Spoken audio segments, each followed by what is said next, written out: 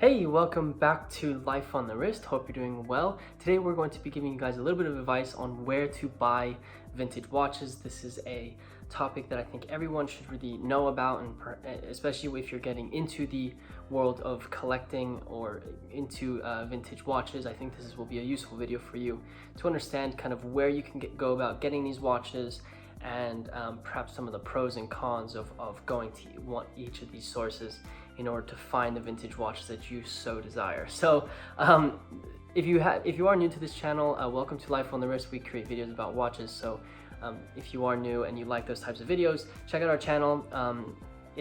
You'll see a bunch of videos that we've created. If you wouldn't mind hitting that subscribe button, if you like them, definitely do that and hit the bell icon in order to be notified when we do upload. Our upload cadence is Monday, Wednesday, Friday of every week, so just that gives you an idea of how often we upload.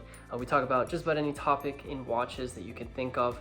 We try to be as helpful as possible here, so definitely subscribe if you're interested in that. Also, while you're by that subscribe button, the like button is really close, so if you wouldn't mind giving us a thumbs up on this video, that really does help us out. Just getting into the sources where you can buy vintage watches. This is something that perhaps I didn't know completely, all of the ways in which you can buy vintage watches. Obviously there are a few ways that you can do it. I'm going to just specify that I'm not going to be talking about getting them from collectors. Collectors is obviously getting watches, vintage watches from collectors is obviously a very it's a way that you can get watches that you trust, as well as keep your connections within your friends group who are interested in vintage watches. It's a very simple way of kind of fostering relationships that way. We're not going to really discuss that because buying from friends is an easy source. But if you're getting into this is ways that you can acquire watches from people that you perhaps do not know. So there are two main buckets that I've kind of created for acquiring vintage watches. The first is from auctions, and the second is from online retailers or retailers in general.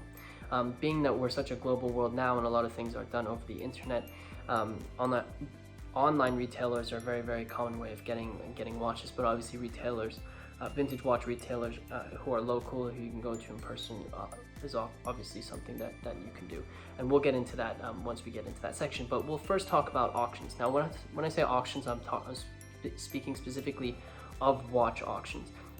These types of watch auctions can be things like Christie's or Phillips, or perhaps a local watch auction that goes on near you. These are obviously, there are a lot of pros of going to a watch auction in order to find the vintage watches that you're interested in. Some of the pros include the fact that the watches that you're going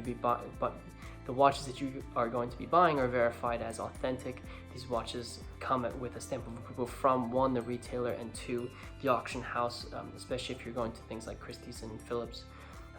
Also, it's such a great environment for collectors because everyone around you is really into watches, so you can kind of join that community and enjoy talking about watches with these individuals and gaining a lot of knowledge from them. I think this is something that everyone if you're just getting into collecting vintage watches, you need to have the opportunity to go to a watch auction, and you don't even have to bid to it, but just be in that environment to understand the passion that people have for this hobby, but also the way in which these watches kind of come about. It's really amazing, and a lot of the times within the watch community you can create friends who will end up being sources that you could use if you're looking for vintage watches. So it's a great environment to meet collectors and kind of grow your network within the watch community, as well as your knowledge of watches in general. Some of the cons about watch auctions as being a source for vintage watches is the fact that a lot of the times they go for a little bit higher premiums compared to some of the other ways in which you can acquire vintage watches. It's simply just because it's the environment. You're getting that verification of authenticity when it comes to these watches, so you are paying a little bit of a premium, especially because the people who are there are obviously super into watches and they're going to be bidding higher numbers because their treasure chests are a little bit bigger. Also, these auctions are obviously quite public, unless you have someone who's going to be doing the bidding for you at these auctions. So everyone kind of knows your watch, they've seen it at auction, perhaps they've handled it prior to the auction, so they are aware of the watches that perhaps you are going to be buying. This could be a pro and this could be a con. Pro, they'll know that you have some very quality watches. con if the watch sells for below what's expected. It's stamped in it's basically stamped in the history of that auction that the watch didn't sell for that much, and perhaps there are a few things wrong with it. But take that with a grain of salt, especially because the watch that you should be buying, you should be doing a lot of research on and finding ones that are going to match, one, your needs, but two, the way they need to come in the way that fits your collecting needs. So that's the first method of acquiring vintage watches. The second method, the second big bucket is retailers or online retailers. Now, I've split these out into a few categories. So just imagine a tree here. We had two, and now we're gonna kind of go out to a couple of other options when it comes to retailers or online retailers. The first is dealers, and this can be online dealers or local dealers. Some of the pros that go with dealers are the fact that they're a little bit more established. A lot of the times they're relatively transparent, especially if they have a history of being a really well-trusted dealer. A lot of the times these watches are going to be sold for market price, and a lot of the times these dealers are going to know the service history that comes with them. I think you have to understand what questions to ask to make sure that you are acquiring the right type of knowledge about the watch that you're looking to buy. But if the dealer is obviously, like I said, transparent and as knowledgeable as possible and really well established within the watch community, they'll be more than happy to share that type of information with you.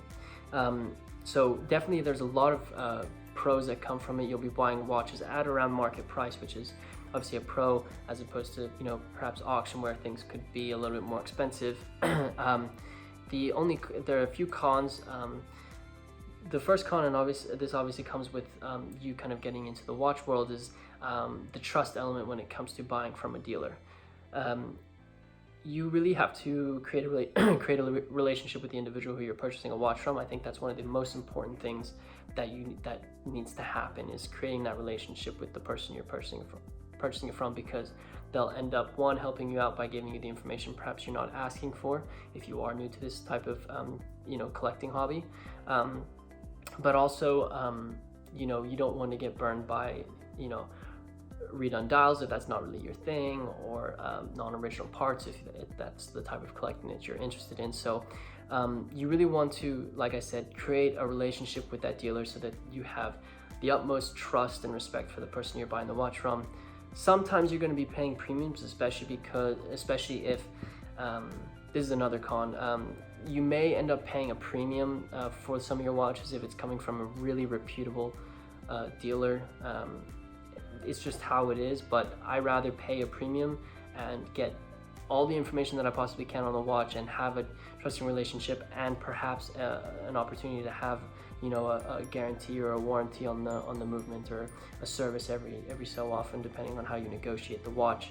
I rather pay a premium for all of that than get burned with the purchase that I made. So those are the pros and cons of a dealer. The next type of place where you can get it when it comes to kind of like online or retailers is on forums. This is something that I actually didn't really explore when I first got into watches, but there are a lot of forums where people sell their watches, and a lot of the times these individuals are extremely educated. These people understand so much about the watch just because they have such a passion for it, and I think it's something that some people overlook when it comes to buying watches. So don't overlook forums for sure. Some of the pros that go with it is the fact that these sellers are very, very educated. They'll be able to give you a lot of information on that watch, and that's always something that you must do when buying a vintage watch. Also, the price that they'll be selling it at will be quite competitive compared to other outlets that you can purchase the watch from. So if you're looking to get a nice deal, I'm sure that on forums you can figure that out. And also you can find some very, very unique pieces on these forums, especially because these collectors are so knowledgeable and perhaps they've had these watches for a very long time. There are some very great finds that you can kind of find on these forums. One of the main con when it comes to forums is that if you trust the seller, this is the same thing about dealers. I think this is a common thread just with buying vintage watches in general. You want to make sure that you trust the seller enough to purchase a watch from it, being that it is an online transaction. A lot of the times you're going to be dealing with things like PayPal, so you want to make sure that they're verified on that outlet. But basically, if they've been on the forum for a very long time and sold a lot of things, there's a lot of people who have vouched for them, and we like to think that they'll do the right thing. Just be extremely careful when purchasing from forums, because like I said, it is online. You probably won't be able to track them down if they end up scamming you, so just be careful and make sure you trust the seller. So that's the second kind of online retailer, online method of buying vintage watches. And the third is from third-party sites. These types of sites are like eBay. So the main pro when it comes to eBay is the fact that you're probably going to get the watch for a lot cheaper price compared to the other outlets that you can buy a watch from. You are backed by the eBay money-back guarantee if there's an issue with the item and the seller isn't going to be helping you out. So there is that kind of protection that you'll get from eBay, but I think there are a lot more cons buying from eBay than not. It's harder to buy watches on eBay because of the fact that a lot of times the pictures aren't, they won't show everything. The seller they're not obligated to give you as much information all of the information on the watch that you may request. So there will be a couple holes that perhaps you need to plug and really probe the seller in order to figure out what you want or what types of questions you should ask to get as much information on the watch as possible. Also, the service history of the watch sometimes is not brought with the watch. There's a lot of people who kind of perhaps go to trade shows and buy them and then sell them on eBay just because they can make a quick dollar. That may not be collectors. So there's a lot of elements that go into someone who's going to be buying on eBay. My best piece of advice here is be as diligent as possible. If you can't see if the pictures are not good enough, ask for more pictures. If the description doesn't give you the information that you're looking for, ask questions about the things that you need. Just be as committed to the purchase and get as much information and ask as many questions as possible so that you feel comfortable with making a bid at one of these auctions, or perhaps or making an offer on a watch that's trying to be sold. So really just make sure that you are asking as many questions. Also, check out the seller, see if they've had any issues in the recent year or two on watches that they've sold, and what type of issues have people come across when they were selling these watches. This will all give you information on whether or not, and will help you feel comfortable or not comfortable with purchasing a watch from this individual. So that's definitely a piece of advice, and I think the overarching theme here is really trust the person you're buying from. People say buy the seller. It really does come down to that. Buy the seller, buy someone who's as transparent as possible, buy who the seller is and the watches that they're providing. I think a retailer should be proud of the watches that they're listing on their stores or listing on eBay or listing at auction, not shy and not providing information on the watch, which is obviously something that would turn me against buying a watch from them. So transparency is key. It really, really is. So those are the outlets. Like I said, it's auctions, things like Christie's and Phillips, who have amazing pieces that they can source. And there's the online or retailers or online retailers. Those are split out between dealers, forums, and third-party sites. I hope this helped you out, kind of give you some ideas of where you can purchase vintage watches, some of the pros and cons of each outlet that you can purchase vintage watches from. I hope this kind of educates you going forward within your watch collecting journey, because it really is just a journey.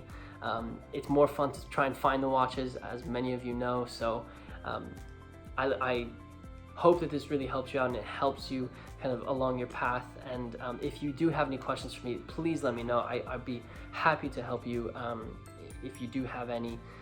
This is a community. I want to create a community at Life on the Wrist, so do let me know. If you have any other outlets that you think that I missed, definitely leave them in the comment section below. And if you've made it this far and you haven't already, definitely hit that like button for us. It really does help us out with the YouTube algorithm, as it does with every other YouTube channel. And with that said, guys, I hope you enjoyed this video, and until next time.